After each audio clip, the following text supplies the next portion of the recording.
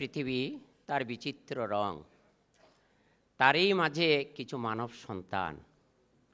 মানব সন্তানরাই পারে সুন্দরতর পৃথিবীটাকে আরো সুন্দরতর রূপে গড়ে তুলতে। তোর জন্য কি অর্থের প্রয়োজন নাকি ক্ষমতার প্রয়োজন? ক্ষেত্র বিশেষে অর্থ অনর্থের মূল হয়। ক্ষমতাও বেশি দিন টিকে থাকে না। তাহলে কি করে পারি? কবিগুরুর ভাষা দিয়ে বলি, অন্তর মম বিকশিত করো অন্তরতর হে, নির্মল করো উজ্জ্বল করো সুন্দর করে হে। ভুবনাচারিকার কথা দিয়ে বলি, আমি একজন ভালো মানুষ চাই যার মন ভালো হয়। আমি একজন সুন্দর মানুষ চাই যার মন সুন্দর হয়।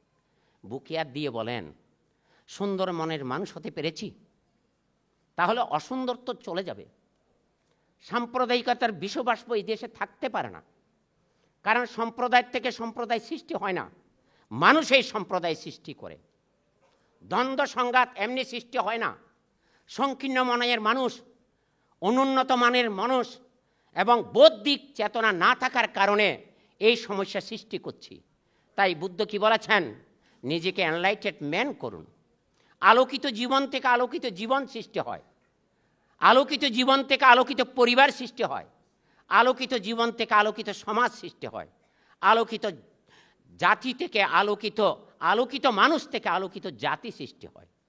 তাহলে কি আমরা পরস্পরকে মনে প্রাণে ভালোবাসি নাকি স্বার্থের জন্য ভালোবাসি? সুবিধা লুঠার জন্য ভালোবাসি নাকি আপন হিসেবে ভালোবাসি? আপনত্বের ক্ষেত্রে দুর্বলতা থাকলে ভালোবাসা যথেষ্ট হবে না। তাই সম্প্রীতির ক্ষেত্রে, শান্তির ক্ষেত্রে আমি সমস্যার কারক। তাই আমি যদি মানুষ হিসাবে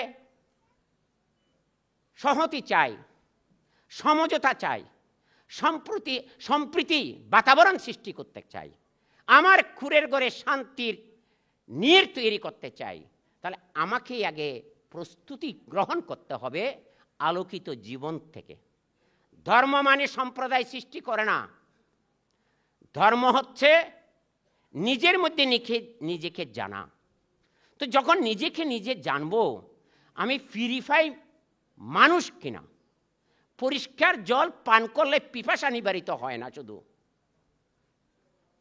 জীবনটাকে বাঁচিয়ে দেয়, উষ্ণ দেহকে শীতল করে।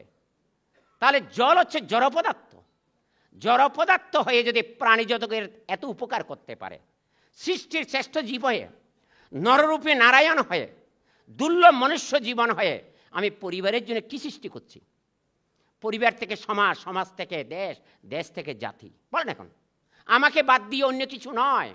তাহলে আমি যদি নিজেকে মানবীয় গুণে গুণান্বিত করতে না পারি, আমার কাছ থেকে আপনি ভালো কিছু আশা করতে পারেন? তাই আগে ভালো মানুষ হওয়া চাই। তো ভালো মানুষ হতে হলে আত্মদ্বীপ আর ধর্মদ্বীপ। আত্মদ্বীপ মানে লাইট টু লাইটে যাওয়া, আর ধর্মদ্বীপ মানে নৈতিক শিক্ষায়, মানবিক মূল্যবোধে নিজেকে সুসংগঠিত করা। তাই আমার দ্বারা আপনি উপকৃত না হলেও ক্ষতিগ্রস্ত হতে পারেন না। তো ক্ষতিগ্রস্ত না করা মানে কি? আমি একজন শুদ্ধ মানুষ হলাম, আত্মসচেতন মানুষ হলাম, বিবেকবান মানুষ হলাম, বুদ্ধিদীপ্ত মানুষ হলাম। আত্মসচেতন মানুষের দ্বারায় কোনো মানুষ বিপর্যয়গ্রস্ত হতে পারে না। তাই আমি ডায়াসে যিনি কিনোর স্পিকার হিসাবে মাতৃজাতির নেতৃত্ব দিয়েছেন, আমি তাকে ধন্যবাদ জানাই। কেন? মা হচ্ছে ভূমি। ভূমি যদি উর্বরতা শক্তি দান না করে, পুরুষ হচ্ছে বীজ। বীজ পুষ্ট হলেও পরিপূর্ণ বৃক্ষ হবে না। তাই যে জাতি মাতৃজাতিকে মর্যাদা দেয়, মূল্যায়ন করে এবং যথাযোগ্য আসনে সমাসীন করে, তাকে সুযোগ দান করে, তাহলে তিনি আলোকিত সন্তান জন্ম দেবে। হযরত মুহাম্মদকে যিনি জন্ম দিয়েছেন, ওই মা কোথায়? রাজকুমার সিদ্ধার্থকে যিনি জন্ম দিয়েছেন, সেই মা কোথায়? সবাইয়ের শিরে, সবাইয়ের শিরোমণি।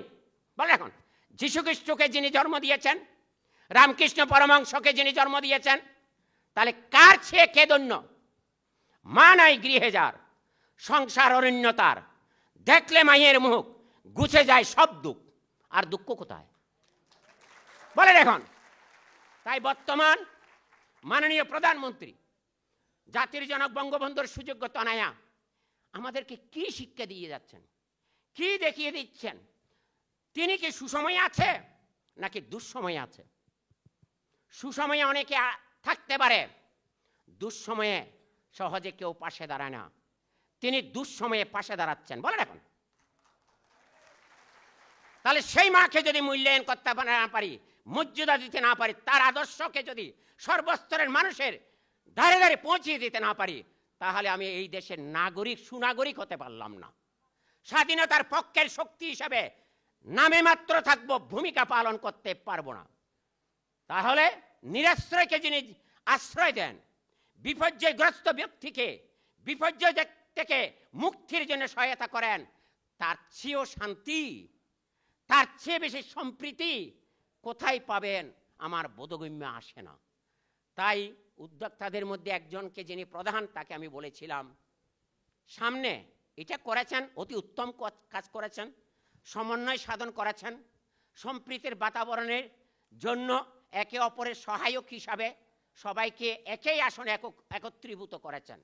আমি যদি নাম দিতে পারি, বাইরের একটা বাগান, আজকের একটা মানুষের একটা বাগান। এই বাগানটাকে রক্ষা করতে হলে সুদক্ষ মালাকারের দরকার, সুনিপুণ বুদ্ধি সম্পন্ন মালাকারের দরকার। তো সুনিপুণ বুদ্ধি অভিজ্ঞতা দিয়ে সমস্ত পুষ্পগুলো সংগ্রহ করে এক জায়গায় যদি স্তবকে রূপান্তরিত করেন, স্তবকটা গ্রহণযোগ্য হয় কিনা বলেন। কিন্তু দুষ্ট দুরাচার, কুঠবুদ্ধি সম্পন্ন, স্বার্থন্বেষী ব্যক্তি, ক্ষমতালিপ্স ব্যক্তি ওই বাগানের বৃক্ষগুলোকে মাঝে মাঝে গোপনে অপহরণ করে, কর্তন করে। তাহলে তিনি বাগান রক্ষাকারী নাকি বাগান ধ্বংসকারী?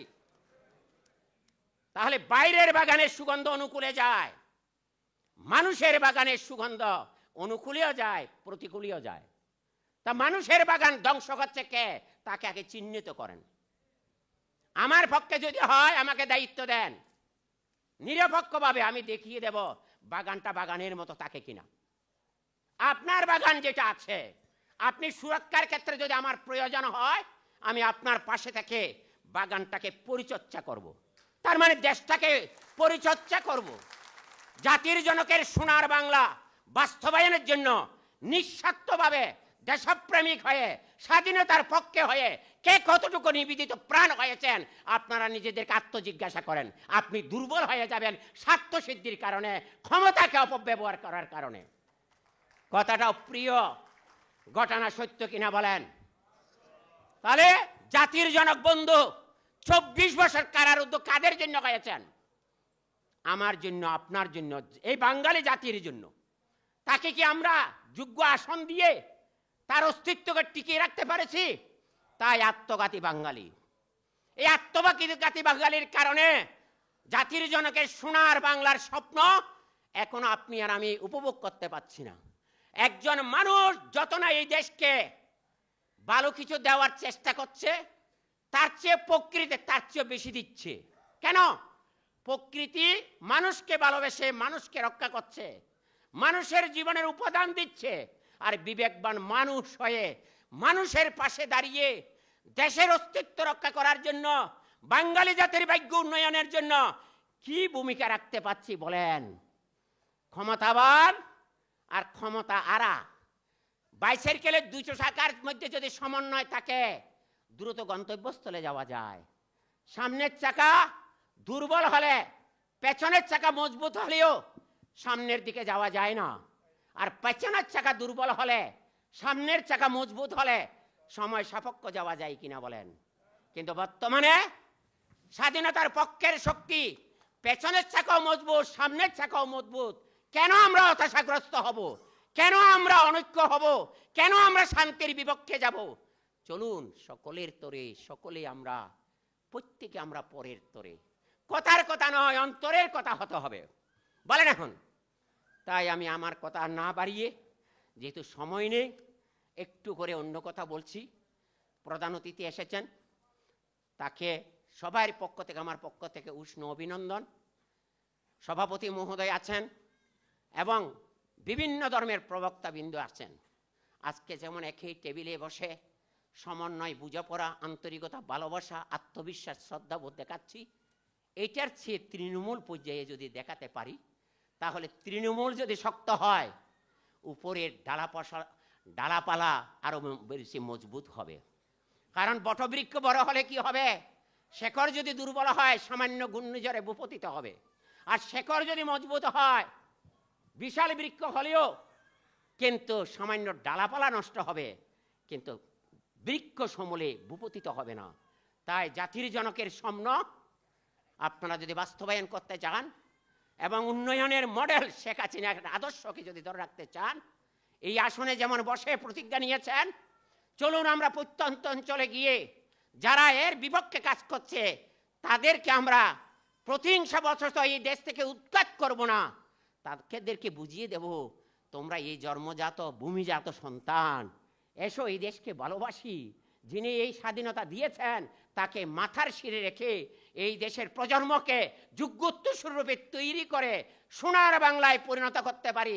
অসাম্প্রদায়িক সংবিধান, অসাম্প্রদায়িক স্বাধীনতা, অসাম্প্রদায়িক ভাষা আন্দোলন থেকে শুরু করে সজাবা আন্দোলনে যারা ভূমিকা রেখেছেন তাদেরকে যোগ্য মর্যাদা দিয়ে আমরা আজকে যেই সংগঠন তৈরি করেছেন আপনারা, সেই সংগঠনের হাতকে মজবুত যদি করতে পারি, তাহলে আমরা বিশ্বের দরবারে আরেকটা মডেল হয়ে থাকব।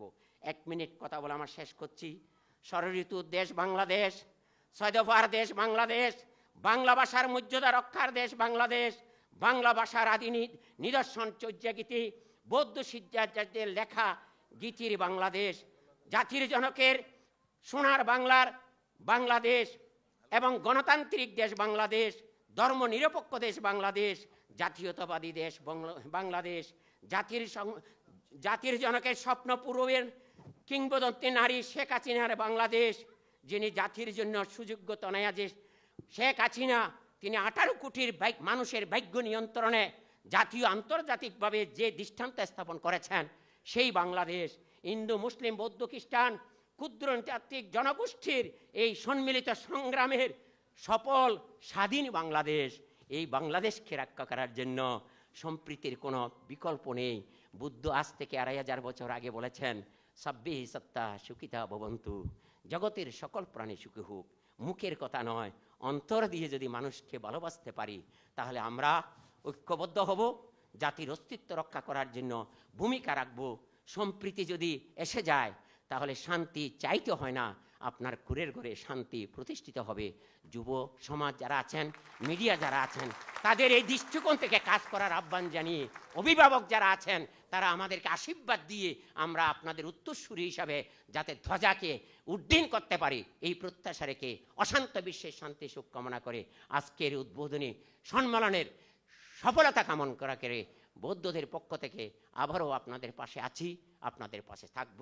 দুঃসময়ে ছিলাম, মুক্তিযুদ্ধের সময় হিন্দু মুসলিমদেরকে আমরা আশ্রয় দিয়েছি, আমাদের ভিক্ষু সংঘরা বিদেশে গিয়ে আন্তর্জাতিকভাবে ভূমিকা পালন করেছেন এই দেশের স্বাধীনতা অর্জনের জন্য।